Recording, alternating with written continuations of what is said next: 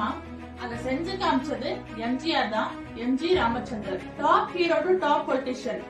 எப்படி இந்த டிரான்ஸ்ஃபர்மேஷன் பண்ணாரு, அதுக்கு என்னெல்லாம் கஷ்டப்பட்டாருன்னு இந்த வீடியோல பார்க்கலாம். நம்ம எல்லாருக்கும் தெரியும், எம்ஜிஆர் அண்ட் கலைஞர் ரொம்ப திக் ஃப்ரெண்ட்ஸ் தான். எம்ஜிஆர் அண்ட் கலைஞர் கூட்டணி சேர்ந்தாலே போத் சினிமா அண்ட் பாலிடிக்ஸ் ரெண்டுலயுமே வெற்றிதான்ற பேர் வந்துச்சு. அந்த அளவு பாண்டிங்கா இருந்தாங்க. 25 years ஆஃப் ஃப்ரெண்ட்ஷிப் எப்படி பகையாச்சு? 20 வருஷமா கட்சியில் இருந்தவர் ஏன் அந்த கட்சியை எதிர்த்து அவர் தனி கட்சி ஆரம்பிச்சாரு? இந்த மாதிரி நிறைய சுவாரஸ்யமான விஷயங்கள் இந்த வீடியோல பார்க்கலாம்.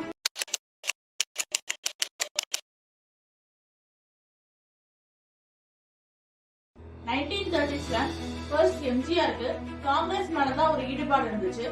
காரணம் காமராஜர் மேல இருக்கிற பற்றுனாலதான். 1947ல எம்ஜிஆர் ஃபர்ஸ்ட் டைம் ஹீரோவா நடிச்ச படம் ராஜகுமாரி. அதுக்கு முன்னாடி நிறைய சைட் ஒர்க்ஸ் எல்லாம் பண்ணிருக்காரு. அதே படத்துலதான் கலைஞரும் ஃபர்ஸ்ட் டைம் டயலாக் ரைட்டரா இன்ட்ரோடியூஸ் ஆனாரு. சோ அங்கிருந்துதான் அவங்க ரெண்டு பேர்த்தோட ஃப்ரெண்ட்ஷிப்பும் ஸ்டார்ட் ஆகுது.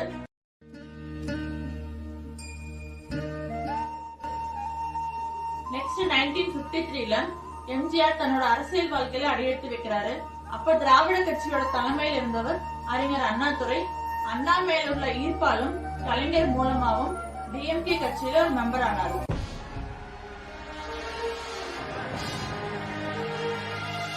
அடுத்தடுத்து எம்ஜிஆர் நடிச்ச படங்கள் எல்லாம் திராவிட கருத்துக்கள் பேச ஸ்டார்ட் பண்ணிட்டாரு. அதன் மூலமா தன்னோட அரசியல் நிலைப்பாட்டை மக்கள் மத்தியில கொண்டு போய் சேர்த்துட்டாங்க. சோ கலைஞரும் எம்ஜிஆரும் சேர்ந்தாலே அந்த படம் வெற்றிதான்னு மக்கள் சொல்ல ஆரம்பிச்சிட்டாங்க. அடிக்கடி எம்ஜிஆர் நிறைய மேடை பேச்சுகள்ல கலந்துகிட்டு பெரியார் மற்றும் அண்ணா வழி பின்பற்றுவேன்னு உறுதிமொழி எடுத்துக்கிட்டாரு. அப்பயே எம்ஜிஆர் மக்களுக்கு நிறைய தானம் தர்மம் செய்வாங்க. அதனால கலைஞர் அவருக்கு புரட்சி கலைஞர்ன்ற பட்டமும் கொடுத்தாங்க. எம்ஜிஆருக்கு தனி கூட்டமும் செல்வாக்கும் உருவாச்சு. இந்த உயரத்தை தொட்ட எம்ஜிஆர் நிறைய திராவிட கட்சி நிகழ்ச்சிகளுக்கு கொஞ்சம் தாமதமா வர ஆரம்பிச்சாரு. உடனே மக்கள் எல்லாம் தலைவர்கள் பேசுறத கேட்காம எம்ஜிஆர் கிட்ட போய் தேனீக்கள் மாதிரி மொய்ப்பாங்க. இது திராவிட கட்சி தலைவர்களுக்கு எரிச்சல உண்டாக்குச்சு, அண்ணாவை தவிர.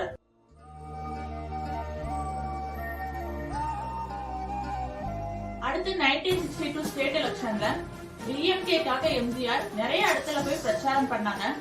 அந்த டைம்ல அண்ணா தோற்றாலும் எம்ஜிஆர் நின்று பிரச்சாரம் பண்ண இடத்துல எல்லாம் எம்எல்ஏக்கள் ஜெயிச்சிட்டாங்க.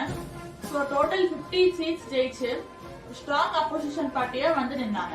அதே வருஷத்துல எம்ஜிஆர் சட்டமன்ற மேலவை உறுப்பினரா நியமிச்சாங்க. MLC member of legislative council. But அந்த பொறுப்பை 2 வருஷத்துலயே அவர் ராஜினாமா பண்ணிட்டாரு. ஏன்ற சரியான ரீசன் சொல்லல. எம்ஜிஆர் சினிமால இருந்து டோட்டலா விலக சொல்லி கட்சியில இருந்து நிறைய அழுத்தங்கள் வந்துச்சு. பட் அதுக்கப்புறம் தான் அவர் சினிமால ரொம்பவே இன்வால்வ் ஆனாரு. ஏன்னா சினிமாவை அவர் மக்கள்கிட்ட பேசுற ஒரு ஆயுதமா பயன்படுத்திக்கிட்டாரு.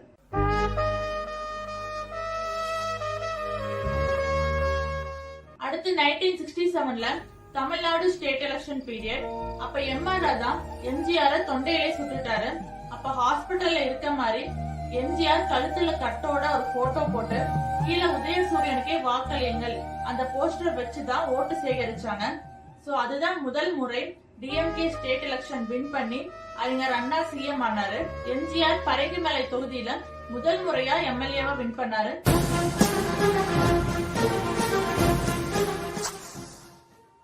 அறிஞர் அண்ணா ரொம்ப கால சிஎம் போஸ்ட்ல நீடிக்கல. 1969ல உணவு குழாய் புற்றுநோயால அவதிப்பட்டு இறந்துட்டாரு. சோ அடுத்து டிஎம்கே கட்சிக்கு யாரு சிஎம் அப்படின்ட்டு வரப்ப வி.ஆர். நெடுஞ்செழியன் கீ ஃபவுண்டர் ஆஃப் டிஎம்கேன்னு சொல்லலாம். கலைஞர். இந்த 2 பேத்துக்கும் தான் போட்டியே வந்துச்சு.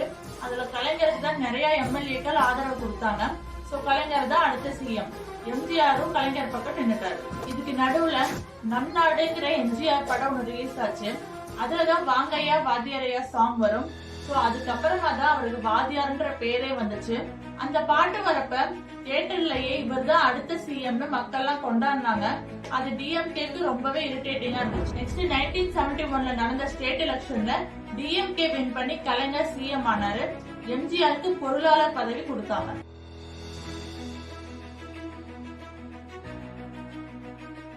ஆனா எம்ஜிஆர் சுகாதாரத்துறை அமைச்சர் பதவி கலைஞர் கிட்ட கேட்டாங்க. ஆனா கலைஞர் கொடுக்கல. காரணம், நீ சினிமாவை டோட்டலா விட்டுட்டு வந்தாதான் நான் கொடுப்பேன்னு சொல்லிட்டாரு. பட் எம்ஜிஆர் சினிமாவை விடல. டிஎம்கே கட்சியோட பொருளாளர் பதவியில எம்ஜிஆர் இருக்கிறதுனால கணக்கெல்லாம் தப்பா போகுதுன்னு யோசிச்சாரு. சோ டிஎம்கே தலைவர்களோட சொத்து கணக்கெல்லாம் எம்ஜிஆர் கேட்டாரு. அதை கேட்டதும் கலைஞருக்கு ரொம்ப கோவம் வந்துருச்சு. நீ கட்சியை விட்டு வெளில போன்னு சொல்லிட்டாரு. பட் அத முடிவுன்னு நினைச்சாங்க. அதுதான் ஆரம்பம்.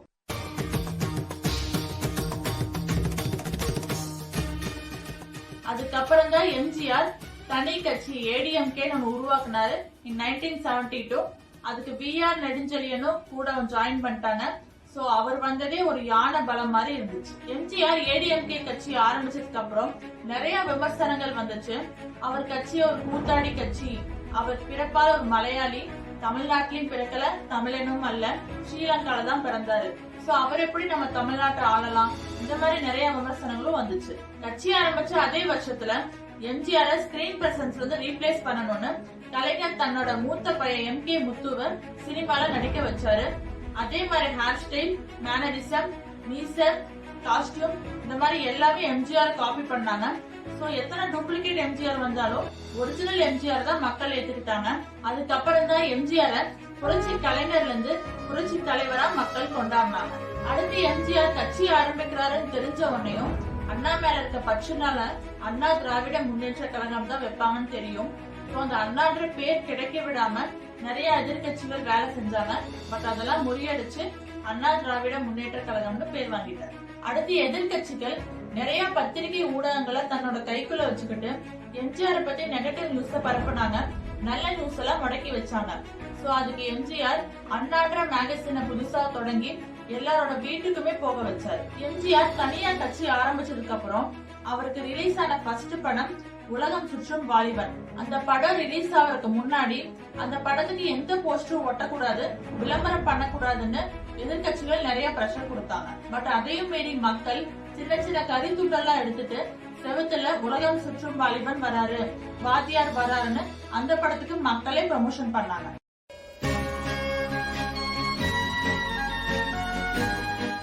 நெக்ஸ்ட் 1977ல தமிழ்நாடு ஸ்டேட் எலெக்ஷன் வருது. இவ்ளோ பிரச்சனைகளையும் தாண்டி எம்ஜிஆர் அவர்கள் ஃபர்ஸ்ட் டைம் முதல்வர் அரியணையில் உட்கார்றாரு. சிஎம் ஆனதுக்கு அப்புறமும் எதிர்கட்சிகளோட சதி வேலை நிக்கல. 1980ல இந்திரா காந்தியோட சென்ட்ரல் கவர்மெண்ட் எம்ஜிஆரோட ஸ்டேட் கவர்மெண்ட்டை மொத்தமா டிஸ்மிஸ் பண்ணாங்க. எதிர்கட்சியோட சதினால தொண்டர்களையும் அரெஸ்ட் பண்ணாங்க. பட் அடுத்து நடந்த உடனே ரீ எலெக்ஷன்ல எம்ஜிஆர் தான் வின் பண்ணாரு. 1982ல தமிழ்நாட்டுல பெரிய அரிசி பஞ்சம் வந்துச்சு. சோ அப்ப எம்ஜிஆர் ஆட்சினாலதான் இப்படி ஆச்சுன்னு சொல்லி எதிர்கட்சிகள் சொன்னாங்க. பட் அப்ப எம்ஜிஆர் ஃபர்ஸ்ட் டைம் இலவச சத்துணவு திட்டத்தை அறிமுகப்படுத்தி வச்சாரு. அதையும் எதிர்கட்சிகள் பிச்சைன்னு சொல்லி தரக்குறைவா பேசினாங்க. பட் எம்ஜிஆர் எதையுமே காதுல வாங்கல. தன்னோட மக்கள் பசியாத்தணும்னு அவர் அந்த திட்டத்தை அறிமுகப்படுத்தினாரு. பிற்காலத்துல எதிர்கட்சிகள் அந்த சத்துணவு திட்டத்தையே பாராட்டி ஃபாலோ பண்ணாங்க. நெக்ஸ்ட் 1984 எலெக்ஷன் பீரியட்ல எம்ஜிஆருக்கு ஸ்ட்ரோக் வந்துருச்சு. அவர் அமெரிக்காவுக்கு ட்ரீட்மெண்ட் போனாரு. பட் எதிர்கட்சிகள் எம்ஜிஆர் இறந்துட்டு தான் செய்தி பரப்பிட்டு இருந்தாங்க. ஆனா எம்ஜிஆர் ஹாஸ்பிட்டல் இருக்கிற மாதிரி லெட்டர்ல காமிச்சு ஒரு வீடியோ போட்டாரு. அந்த ஒரு வீடியோவை வச்சு பெட்ல இருந்தே எலெக்ஷனை வின் பண்ணிட்டாரு. அதான் படுத்துட்டே ஜெயிச்ச வரலாறு.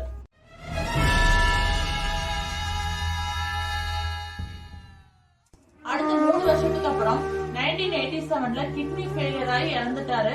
பட் சாகர வரைக்கும் மக்கள் அவரை சிஎம் பதவியில தான் உட்கார வச்சாங்க. சோ இப்ப இருக்க மக்களை கேட்டாலும் எம்ஜிஆர் மாதிரி எந்த தலைவர்களும் வர முடியாதுன்னு தான் சொல்லுவாங்க. இனி வரப்போற தலைவர்களையும் எம்ஜிஆர் மாதிரி யாருமே வர முடியாதுன்னு சொல்லுவாங்க. சோ அந்த அளவு மக்கள் மனசுல எம்ஜிஆர் அவர்கள் இடம் பிடிச்சிருக்காரு. சோ அதுதான் அவரோட உண்மையான வெற்றி. இதே மாதிரி இன்ட்ரெஸ்டிங் டாபிக்ல நெக்ஸ்ட் வீடியோல பார்க்கலாம். Thank you, bye bye.